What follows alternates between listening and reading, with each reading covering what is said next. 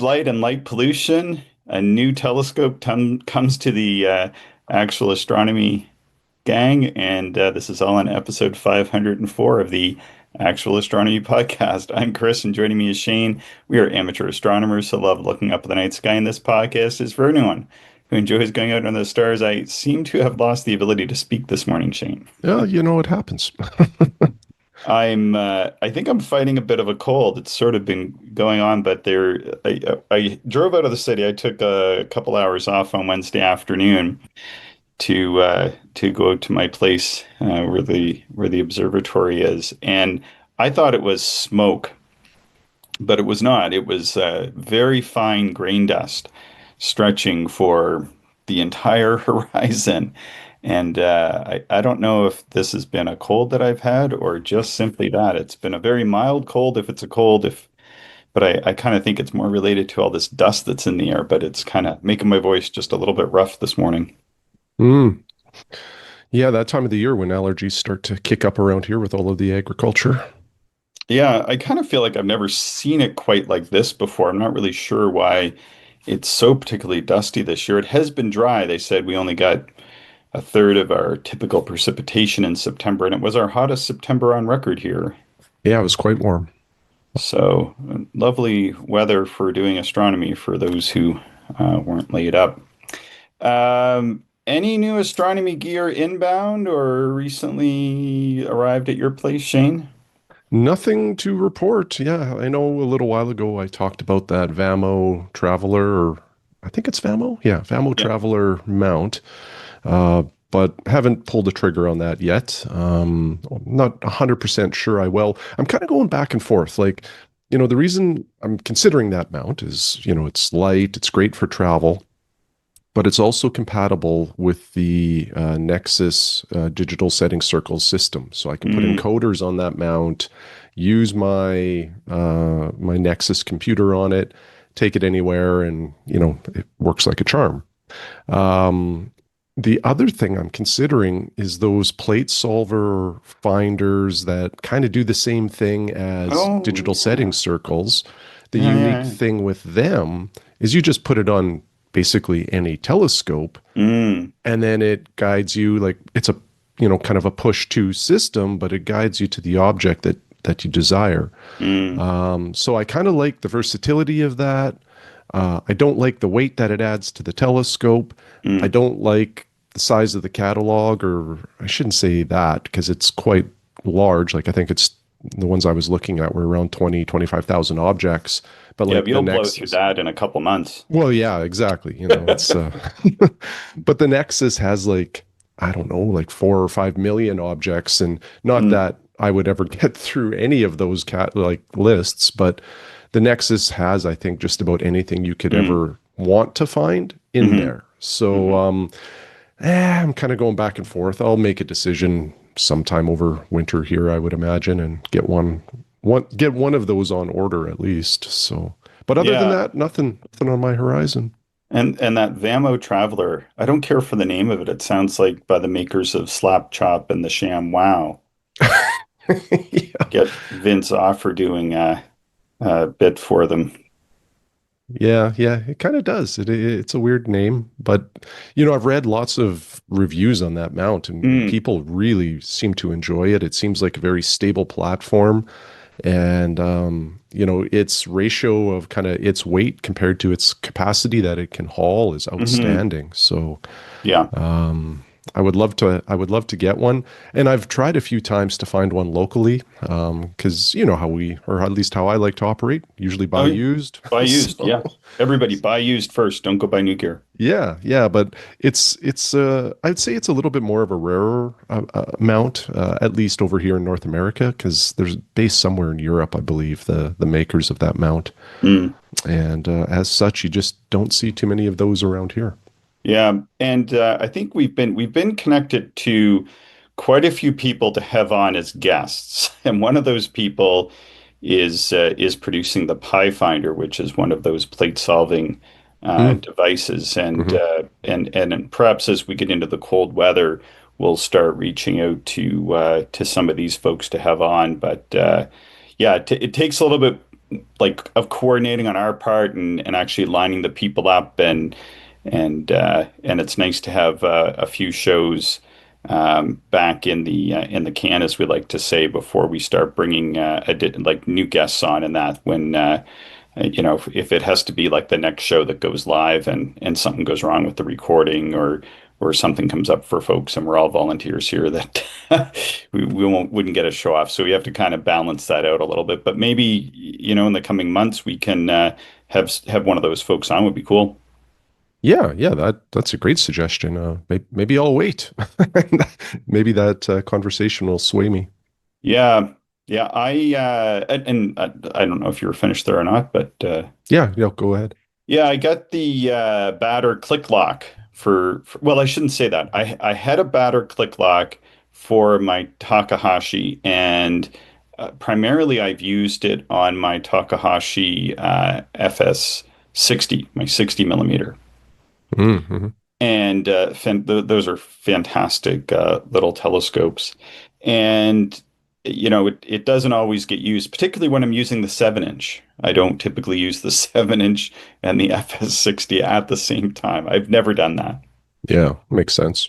Yeah, and those batter click locks aren't really all that expensive anyway. But I was looking at it one night, and I have a small challenge when I'm using my Lumicon multiple filter selector, which is a Lumicon diagonal, and it has a filter slide for 2-inch filters, which resides between sort of the diagonal part and the eyepiece barrel, the barrel that you put your eyepiece into, and then you Hmm. can slide it through in rapid succession while you're actually looking. And this is incredibly useful when you're trying to hunt out faint or difficult, or just comparing filters on, oh, what works better on the Orion Nebula, like a UHC or an O3. And the night I was looking at it, oddly, I think the UHC worked quite a bit better, at least the ones that I have. But anyway, that works really well. But what doesn't work so well is on the Moonlight focuser that I have, which is awesome. It's a really good focuser. It has a series of 3 set screws to keep your diagonal or whatever you put in the focuser draw tube in place.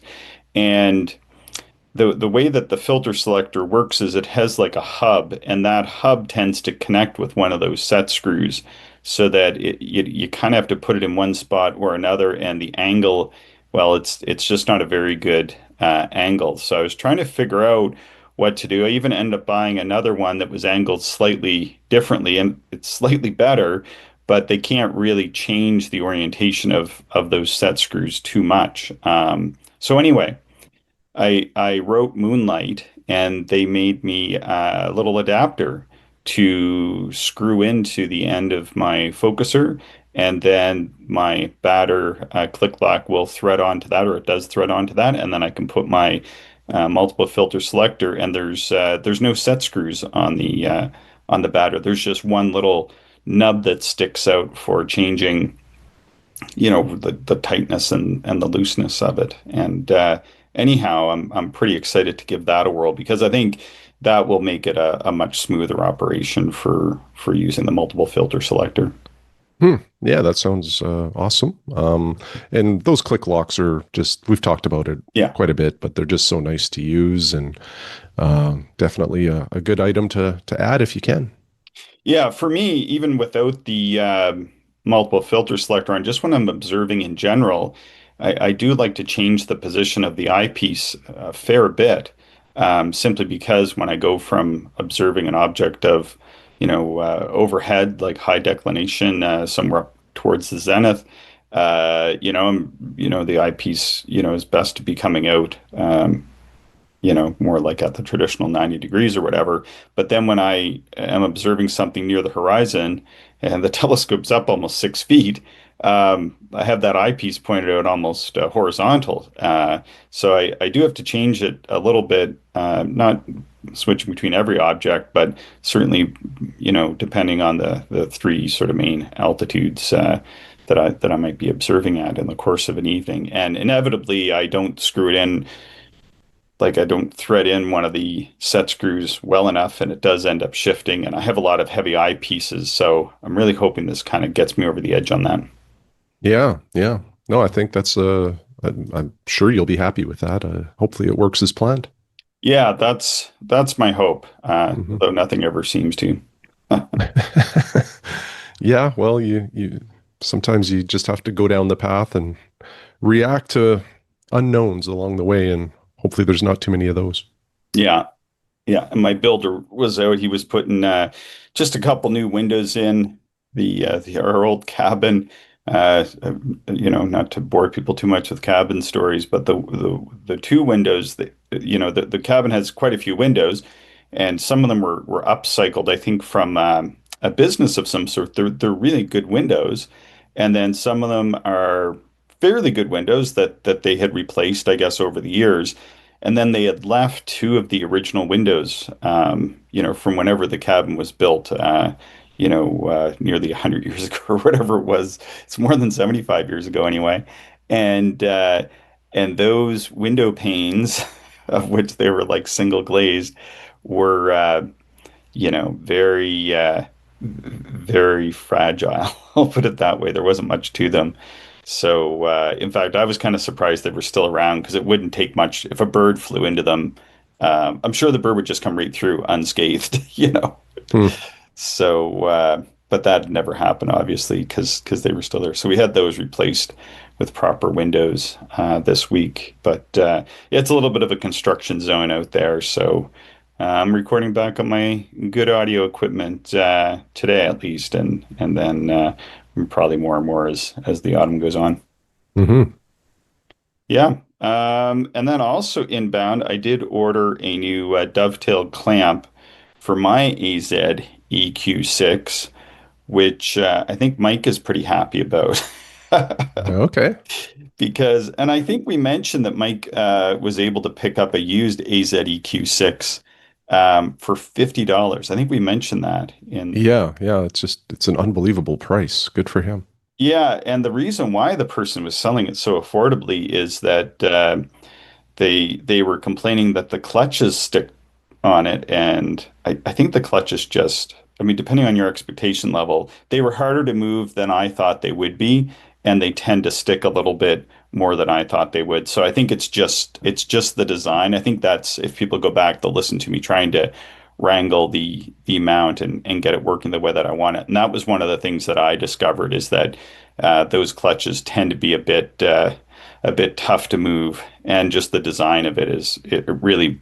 I thought I'd be able to kind of switch back and forth between go to and manual mode, and that's not as easy to do as you may wish. And perhaps that's all that person experienced as well. And they determined it was such a fault to them anyway. They basically gave the mount away. Hmm. Yeah, So well, hopefully Mike can get it operating kind of like yours, and I think it'll be a great mount.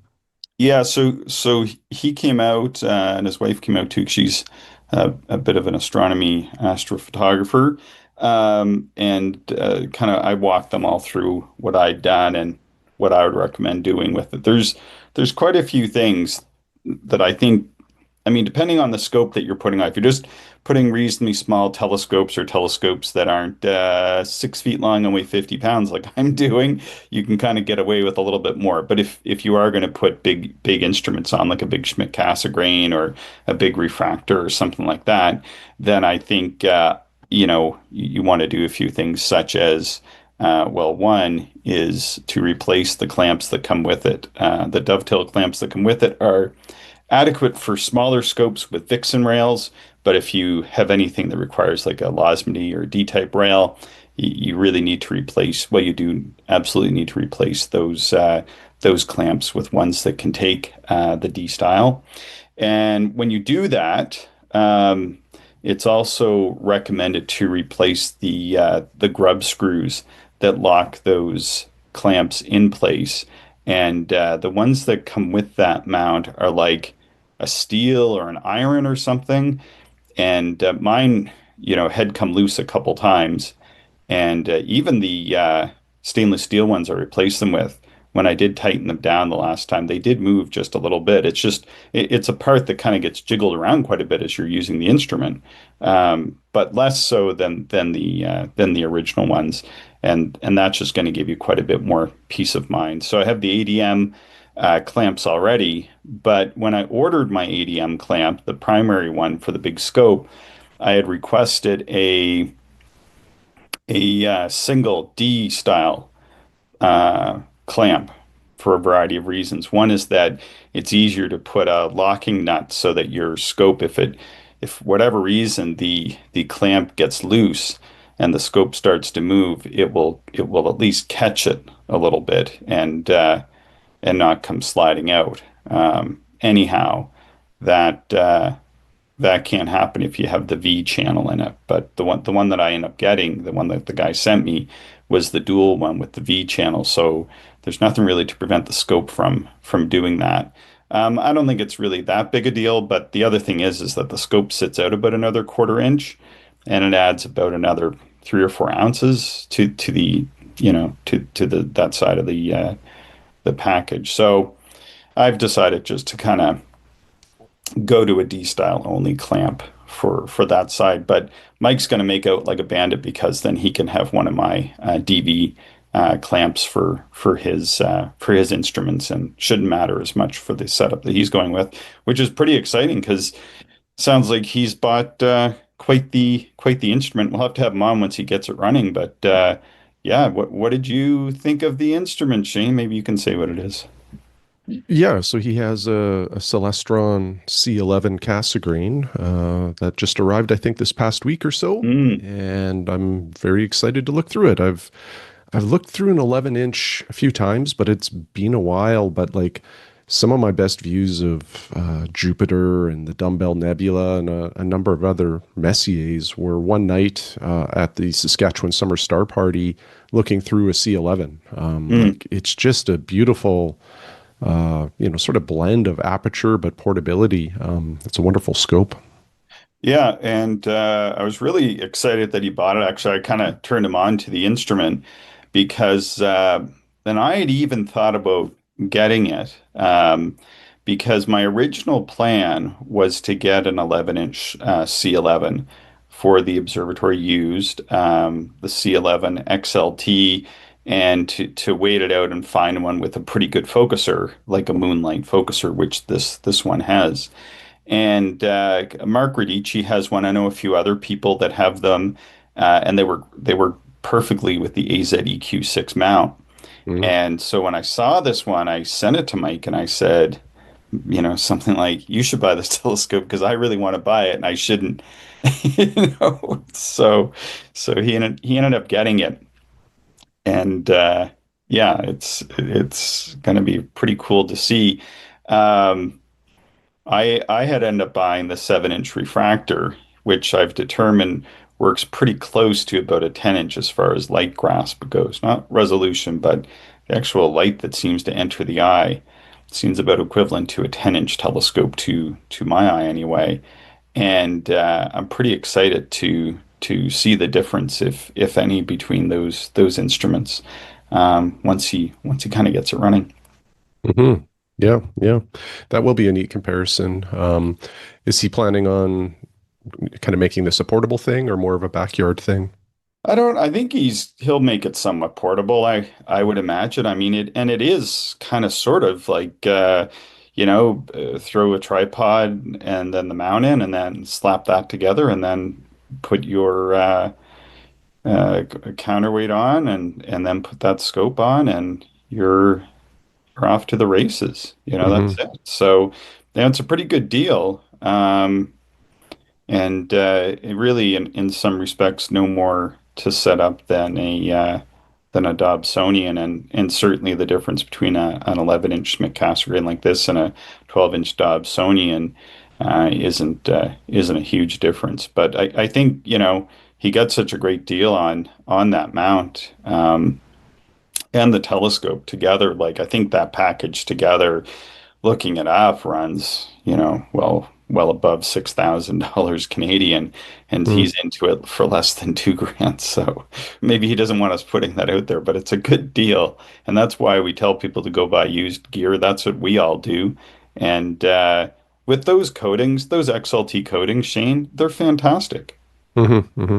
Yeah, they really are great scopes. Honestly, I've looked through Casagran's probably from like kind of C5 up into, I don't know, 14 inch Hmm. ish range.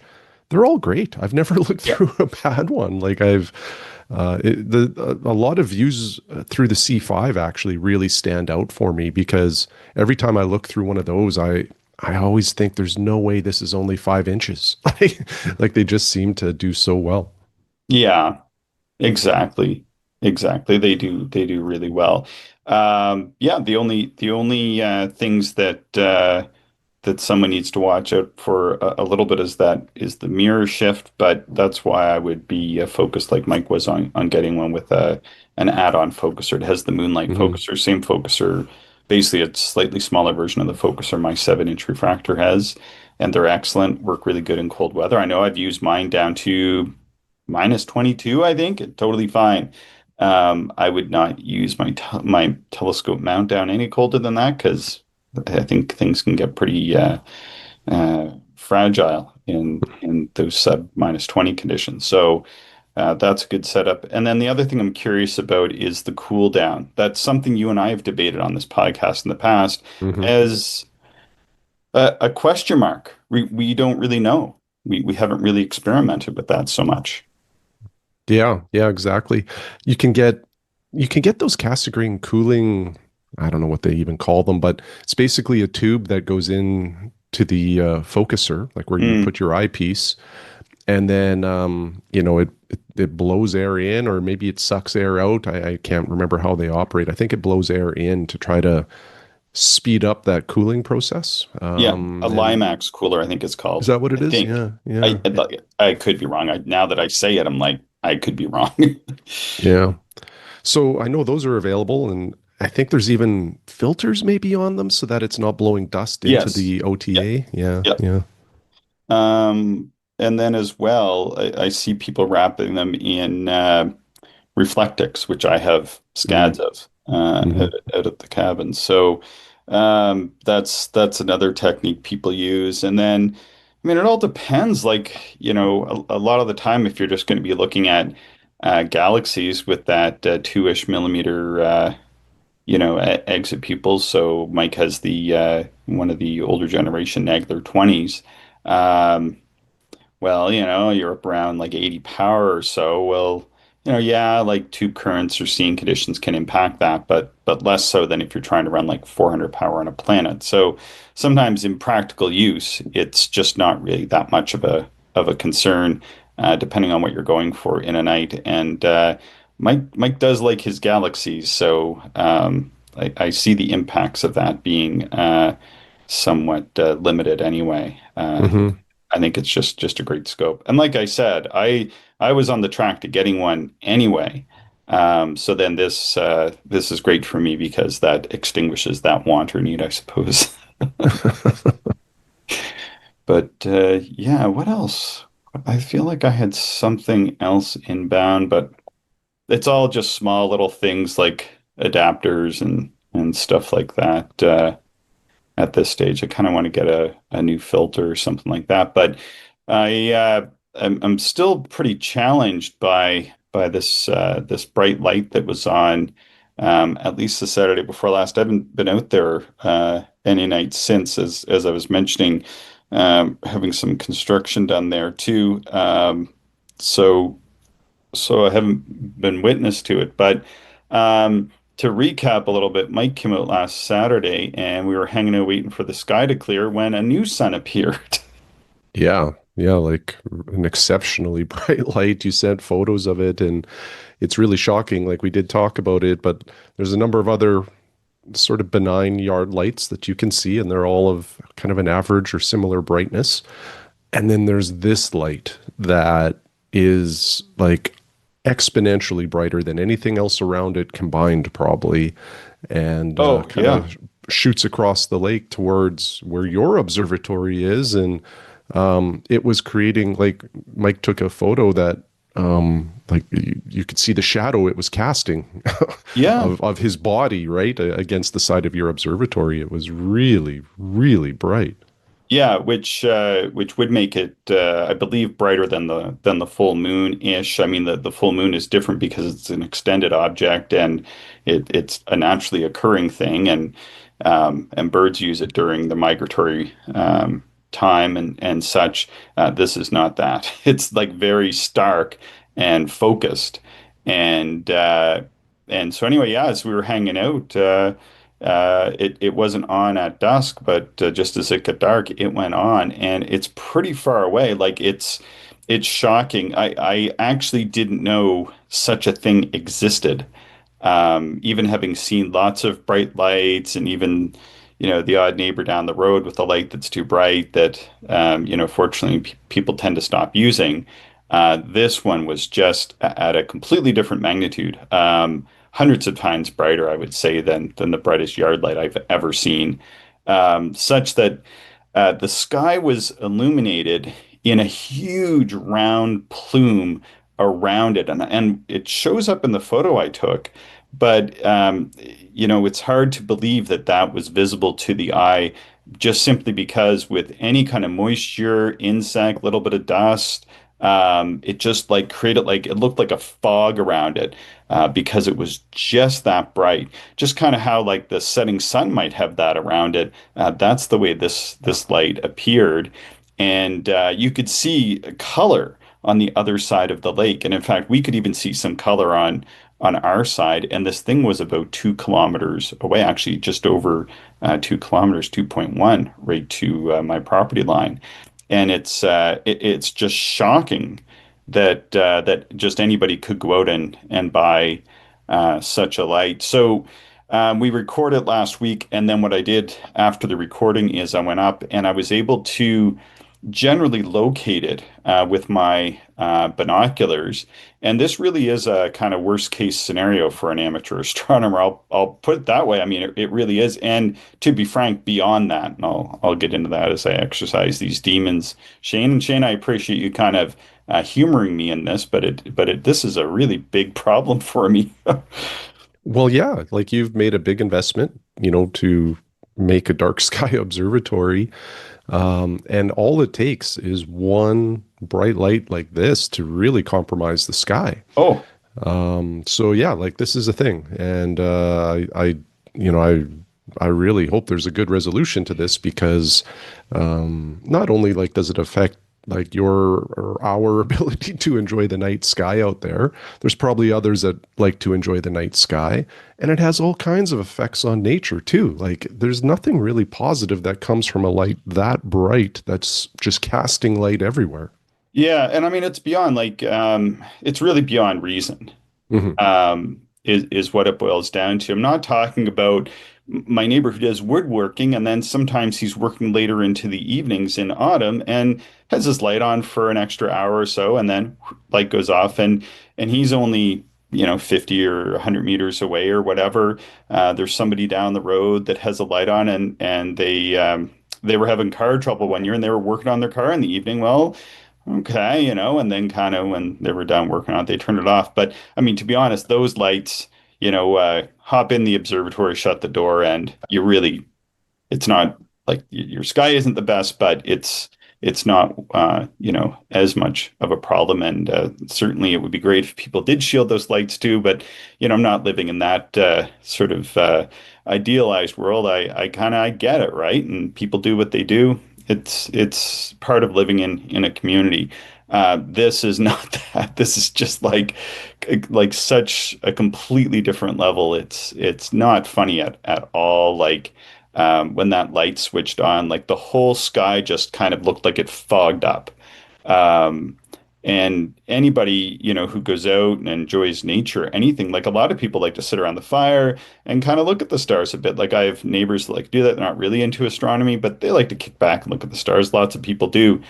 if enough of these lights were around, like, and like single digit numbers of them, half dozen to a dozen of these lights in this valley that we're in, you would not even see the stars again. People would just assume it was the weather or smoke or something else, but it's not. It's just a really, really bad and poorly designed light fixture that is just so uh, annoying and such a Hmm. nuisance. So Hmm. what do you do? What am I doing? Right? Because I'm kind of halted from enjoying my observatory and enjoying doing astronomy on my property because of this. So, well, the first thing I did is I took some photos, because I'm like, well, I'll take some photos and sent you the photos, and Hmm. I sent the photos also to Rick Husiak, who's our friend. And Rick is a light pollution and abatement person slash group. I think he's a group all in himself, and he's helped draft like some local municipal bylaws up in Saskatoon and some other areas, and work with people that do encounter lights that are too bright. Um, and so he helped me locate like the bylaws of that local municipality. And what you do is you go through and see which bylaws might apply, because usually there's something in bylaws that will be indicative of anything that prevents you from using your property for your own enjoyment, which is typically why we have property, and especially out at a lake in a rural area. It's not a stretch to think that, hey, I like to even to a very casual person who's not familiar with that much with amateur astronomy, if you said, yeah, I'd like to go to the lake and look at the stars, they say, hey, me too. It's great. Sit around the campfire, look at the stars. Kids love it. We love it. It's good times, right? That's Hmm. totally in the realm of, a regular conversation you would hear people having, even if they're not as, into astronomy as we are. Um, and this doesn't happen because of that. Those individuals may not realize, though, when they're sitting around the fire and they look up and they don't see any stars. Oh, well, I guess it's just cloudy or something. But no, it's people who are just flipping on a light somewhere, and now you can't see those stars because they've determined for whatever reason, uh, putting lights up like that is paramount to their enjoyment of whatever. But Hmm. people are within their rights to do what they want on their property, but when it impacts other people, that's when you start to get into a challenge. If it was just a small focused light, which maybe you'd see some sort of brightening as you do with many areas, um, all over the place, that's fine. But taking a light and then shining it. So um, the next thing you do is you put in a bylaw complaint to that municipal office, which I've done. Hmm. I detail as much as possible. I kind of just sort of had to rough in where I determined that light, which I think I was within whatever, like 100 or so feet of where the light is. It was kind of hard to tell exactly where it was, so I sent a Google link, and because I had to come in and go to work and stuff, and it's a busy work week. It wasn't until yesterday that I was able to drive over there and take a peek at it. So I did that as well.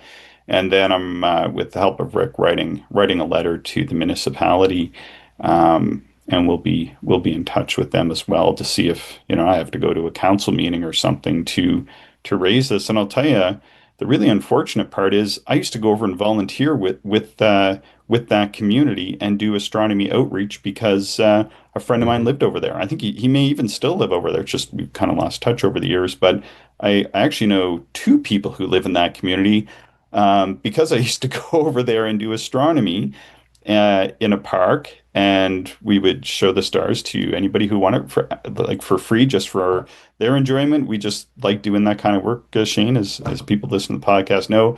And it was because when I was over there doing that astronomy, I looked across the lake and went, well, this spot doesn't work necessarily for my type of astronomy that I like to do, but the place like across the lake sure as heck would. So when we're finally in a position to get an old cabin, that's where we bought because of that. We just went, 2 miles or less than 2 kilometers straight across the lake from there. And That's where my place is. Literally the hilltop that I was looking at as it was getting dark when I was doing that public outreach in that municipality is the hilltop that I ended up purchasing to do astronomy from. Not so Hmm. strangely enough, it's not a coincidence. Hmm. Hmm. So it's really kind of a sad tale. So, like I said, I went over there to determine exactly where the light is, and kind of between when I submitted the bylaw complaint and when I went over there, I had pretty much kind of 99% sure like where it was, and you could even see it on Google Maps, the light, the old light anyway. And then when I went over there, yeah, that was exactly where it was. And then when I sent you the photos yesterday, it's super unfortunate because, well, the light would be too bright. Even just any bit of that light is going to be the brightest thing like on the horizon, and you're going to have a lot of sky fog.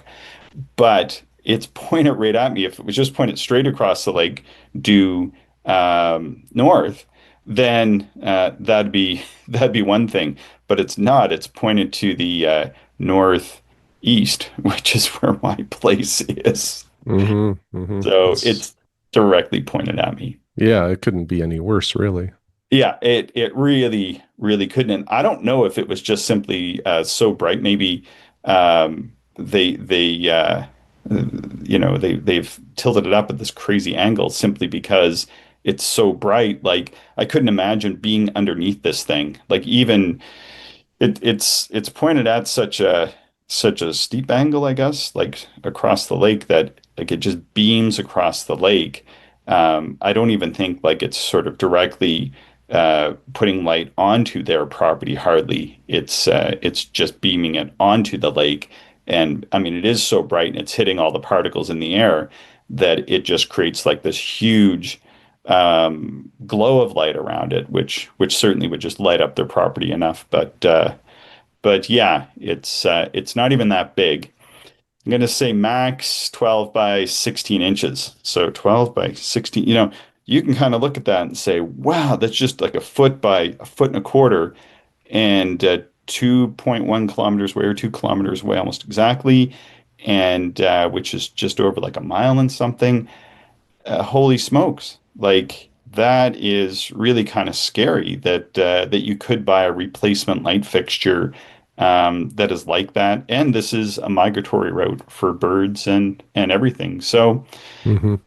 really weird thing with this, Shane, is that if this is any sort of security light, it's already done the opposite effect by attracting my attention. Certainly, and to be honest, I know three other people that I chatted with just randomly the next day, and they had all seen the light and wondered what the heck that was. Like anybody who faced that direction and looked out, it caught anybody's attention that I talked to. Like I only talked to a few people, but it certainly would because I mean, the only thing it reminded me of is when they're flaring natural gas, which they sometimes do in our region.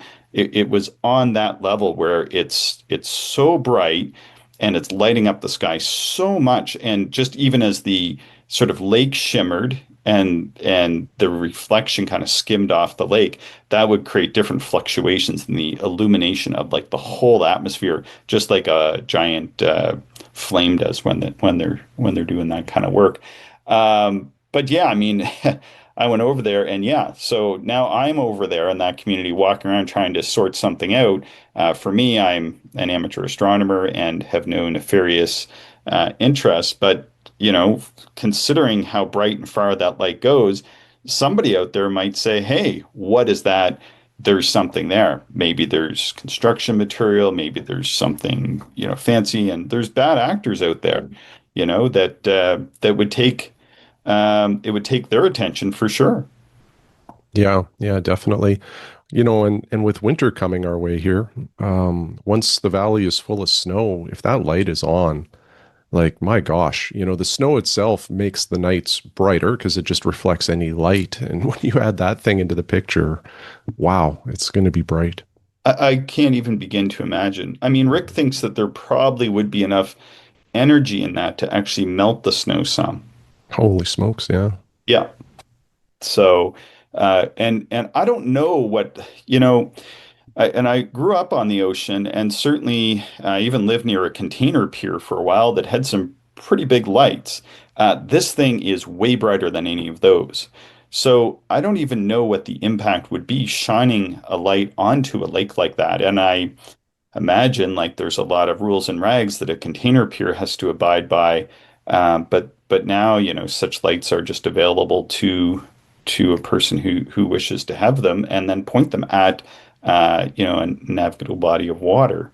So I don't know. I mean, certainly nobody's ever pointed a light like that at that lake before in that spot, at least not in the years I've lived there. And these lights just haven't been available that long. So I've kind of done some digging on some of the things that it could do. So if you'll let me exercise some demons, I'd appreciate it. Go for it. So one of them is why would someone just feel like they can eliminate the night sky at their pleasure, which seems pretty wild to think about, but they can just throw a switch and the night sky just goes away. I mean, not Mhm. just for them. Like for them, it completely goes away, I'm sure. And anybody within a few hundred meters of that is certainly not getting anything like a real night sky. Um, but in the future, there might be technologies to make it dark during the day. Like it could just be this weird, bizarre world we live in where, well, okay, well, they have the light on now. Well, when they turn the light off during the day, I'm gonna, go into the such and such system and cast a shadow so I can at least get some astronomy done. I mean, who would have guessed, even a few years ago, somebody could have a light that would basically replace the sun that cost hardly anything to put up, and then well, I mean, in a few years, there could be technologies to bring dark when it's otherwise day. I mean, we're starting to live in some pretty strange times. Mhm. And as well, I mean, if somebody acted in this way towards something else, um, even hobby related, like it would be such a criminal offense. Somebody might not like swimming in a lake because they don't like the idea of a fish rubbing up against them, just like somebody might not like the idea of darkness concealing their private property. Um, but you can't go and put a device in the lake that makes all the fish move away somewhere else. Like that, like people really wouldn't like that because this lake is used for fishing. Mhm. But you couldn't put like an ultrasonic device in, that runs all the time simply because you just don't like, the idea of fish swimming up against you at night. That would be like, a pretty good offense, of criminal charge, I would imagine. Well, yeah, and it just, I think it comes down to just sort of respect and wanting to be a positive member of the community. And, Yeah, I think part of that is just awareness of your impact on those around you, whether it's light or loud music or whatever it can be. yeah, You should just have better self-awareness. yeah.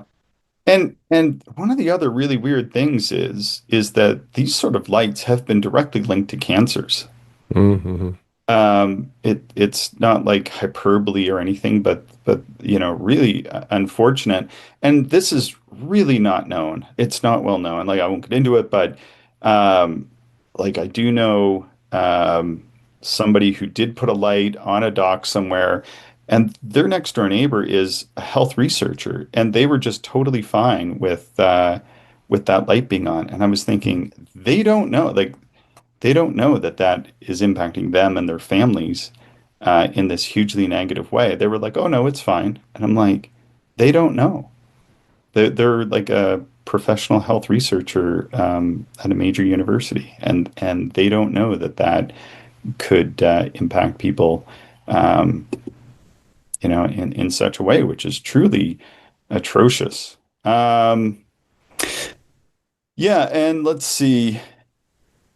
Man, that is bright. But one of the things I started looking at, and like Rick was telling me not to get into some of this stuff with my letter and whatever, but this is a good venue for me to kind of mention this. One of the things that I wondered is what are the impacts of such a light on the fish? Like perhaps the person is doing it. In my mind, I was thinking, well, maybe they're doing it because they put an ice fishing shack out on the lake or rig or something. People put all kinds of things out on the lake for ice fishing purposes, and then they'd be able to go back and forth to that, and that's simply they're just kind of starting to run it early, and they're going to run it late. Who knows? And in the short term, it seems like it can bring fish in, but very quickly there's some pretty significant long-term damages to a lake if a light runs enough. Like if it was running more than just those 3 hours and that was it. Um, what it can do is it can cause this algae to grow later in the year. Typically, the algae stops forming about now, but with a light like that, I mean, the research I read was talking about just regular artificial lights, but this thing is like another sun. So there's no way that this wouldn't cause this. Like you don't even need to do the research. Um, it would cause increased algae to form, and it would form later, and then it would also cause that algae to grow exponentially rapidly in the spring. And that would do a few things. It would decrease the water oxygen and lead to fish die-off.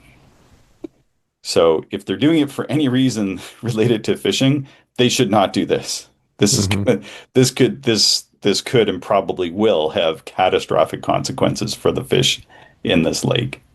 The algae will also decrease the water quality exponentially, and I think it is part of like the big water, what do you call it, reservoir of our region, but it will decrease the water quality. I did notice that the algae is starting to get worse.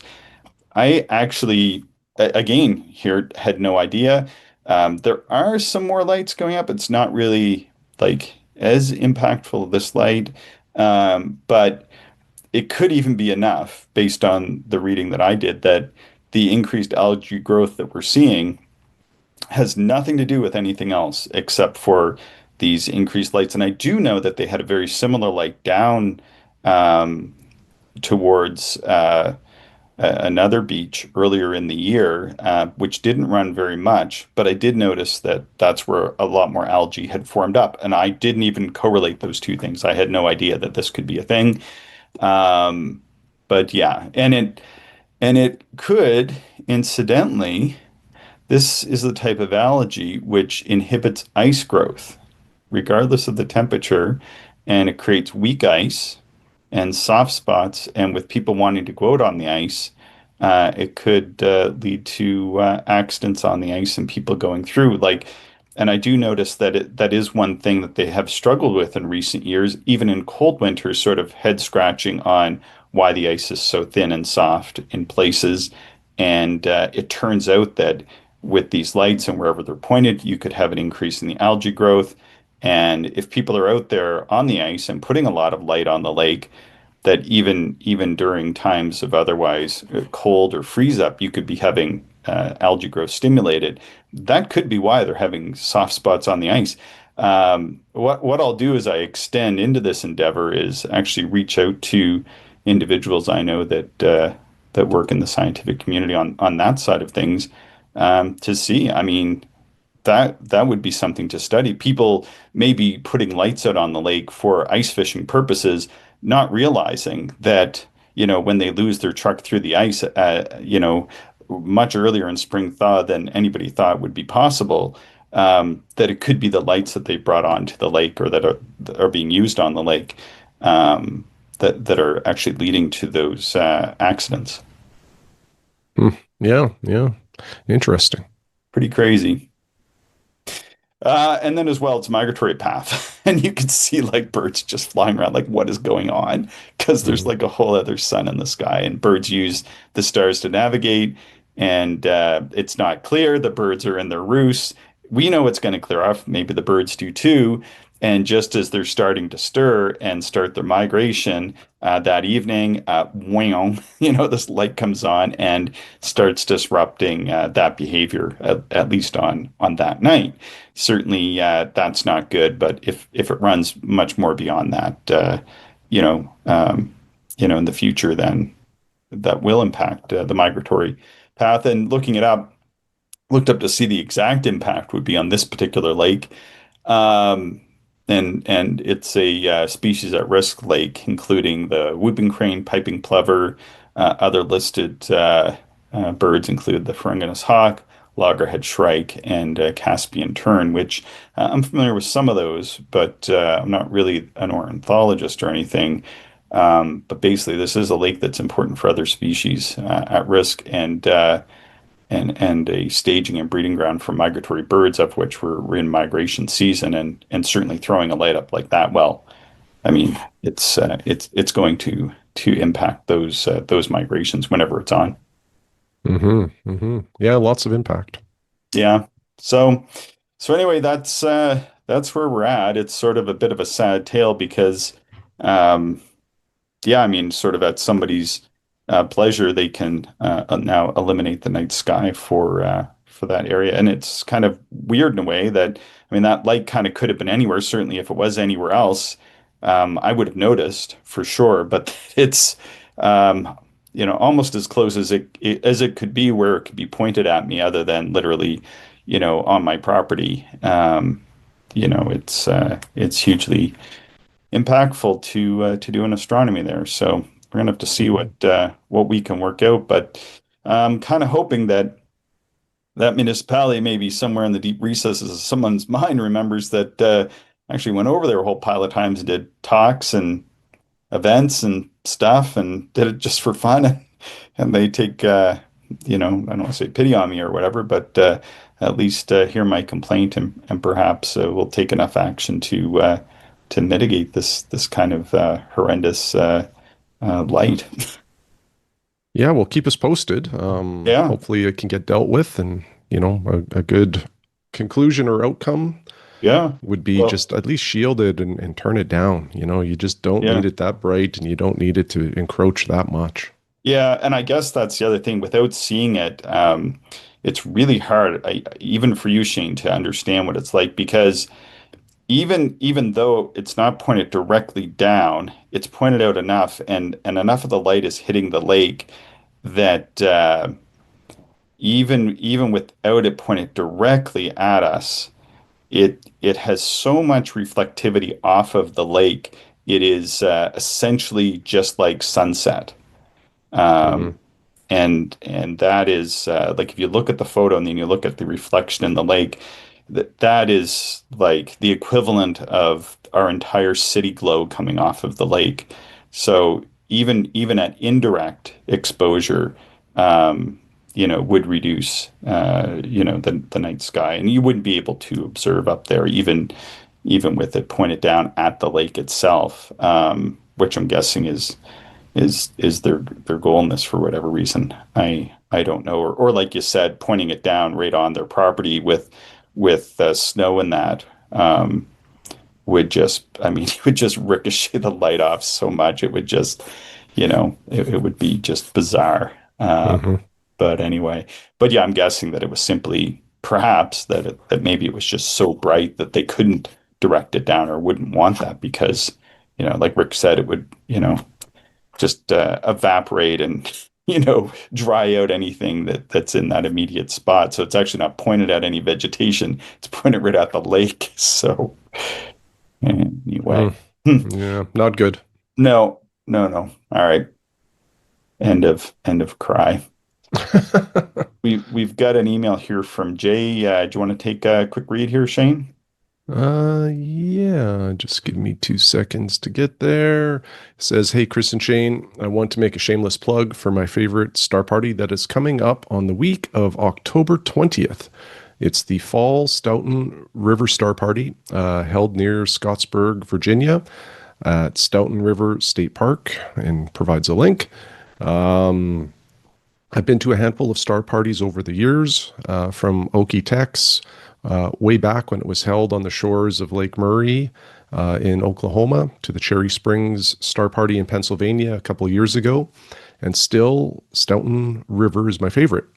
Stoughton River State Park has been designated as a clear sky park by the International Dark Sky Association and is one of the darkest areas on the U.S. East Coast. Hmm. I'm not connected to the organizers other than the fact that I'm a huge fan of the Chapel Hill Astronomy or Astronomical Society of North Carolina. who puts this event on twice a year, once every October and once every March. The park facilities are fantastic.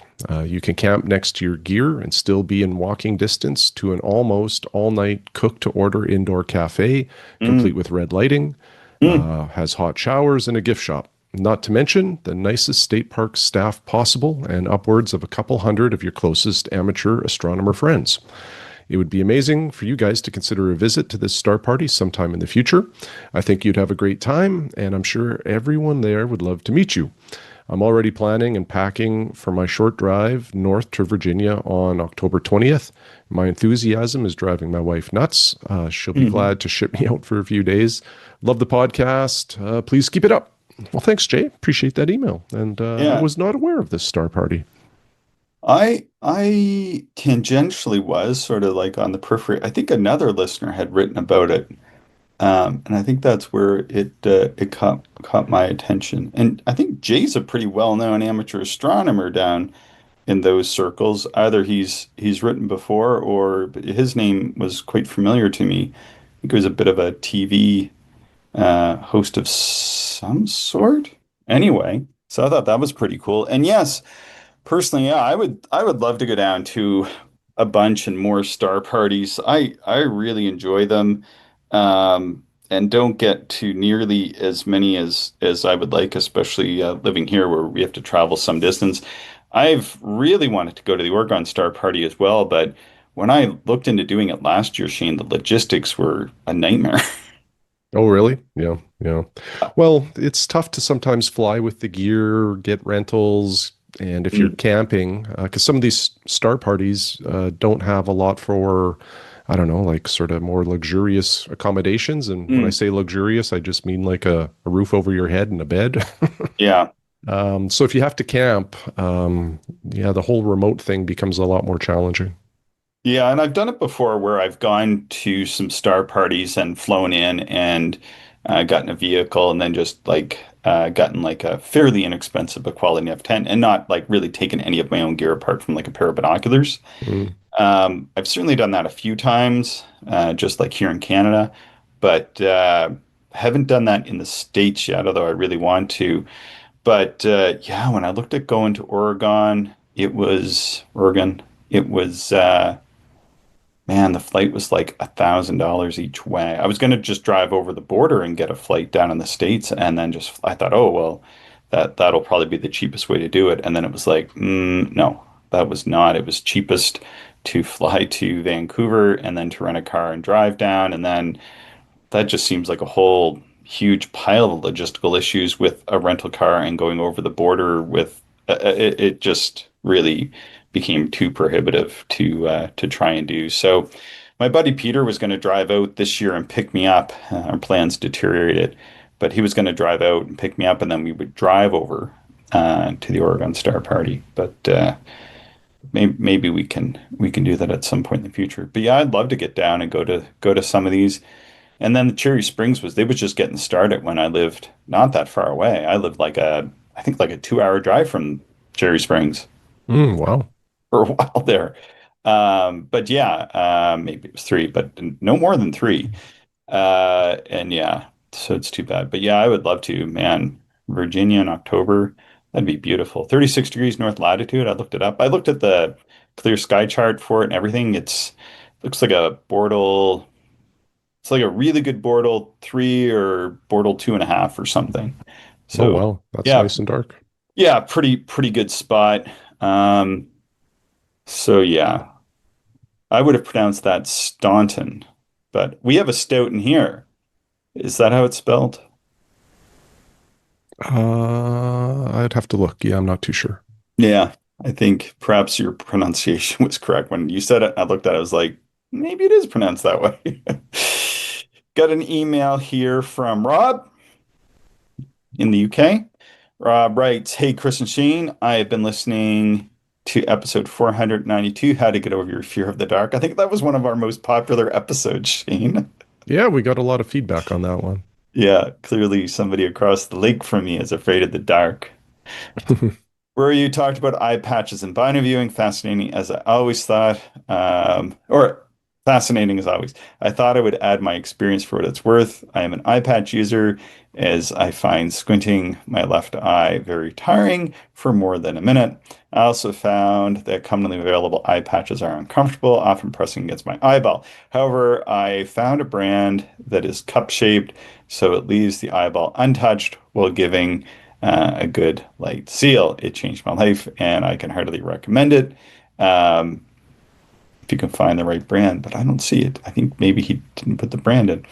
Anyway, regarding dark adaptation, at a recent dark sky star camp, I was observing at 2 a.m. and needed a comfort break. Ultimately, the lights in the toilet were ultra bright LEDs, so I put the eye patch over my observing eye and headed outdoors. After a few minutes, I emerged from the brightness into the dark with my observing eye still covered and using my other eye to see. I found I was completely blind. I could not see a thing in the blackness. I quickly took my eye patch off the dark adapted eye, and it was like daylight, literally night and day, a weird sensation. I took 20 to 30 minutes for my non-observing eye to get back to normal dark adaptation. So this technique I shall use in the future to protect my dark adaptation. So, and this goes on, but just I'm going to take a break there. So for me, it's funny, we're all different. For me, Shane, I don't know about you, but I got a really big boost in binocular summation. So I've always like really enjoyed using Mhm. binoculars and that sort of thing. I think you're similar. And I've tried these sort of things before where I have an eye covered and the way that my vision summarizes like that information, it doesn't do anything. Like I can't navigate. Like I couldn't go and walk around like that. I would have to cover the other eye back up because I get more of a mishmash or crosstalk between the vision that isn't dark adapted and the vision that is. So that's why I've always kind of been like, well, it wouldn't really do much for me because it kind of blends it so such that it would be more of a negative impactor than anything. Yeah, I've never really like I tried an eye patch once or twice and it wasn't very comfortable of a patch, so I just gave up. But what was also interesting when we talked about eye patches, we got a lot of emails back Mm, about that too, and a number of people use them and mm, use them successfully, and it sounds like provides a lot of benefit for them while they're observing because of the comfort factor alluded to in this email, mm. but also just like keeping it dark when you're going to, say, the washroom or whatever it might be. So. Goes on to say, regarding binoviewers, I also had a chance to compare binoviewing with single eyepiece viewing for galaxies using my C8. What I found was that although the contrast and brightness of the views was better in the Cyclops view, the superior comfort, allowing for longer observing and immersive views of the biniviewer made up for it. To be honest, though, I haven't decided which I prefer binoviewers to single eyepieces for DSOs, deep sky objects. Although they are comfortable, it's annoying to know that better contrast and brightness beckons elsewhere. I can't get less than around 70 to 80x of my binoviewers through the C8. Final thing you may find interesting, I've been trying to observe the Crescent Nebula from my home location for years using my 4-inch and 8-inch telescopes. So I thought I would have a go from the dark skies of the star camp and was amazed to find I could see it. I needed a 38 millimeter 2-inch eyepiece and 2-inch UHC filter, giving a magnification around 60x and an X pupil of 3.3 millimeters.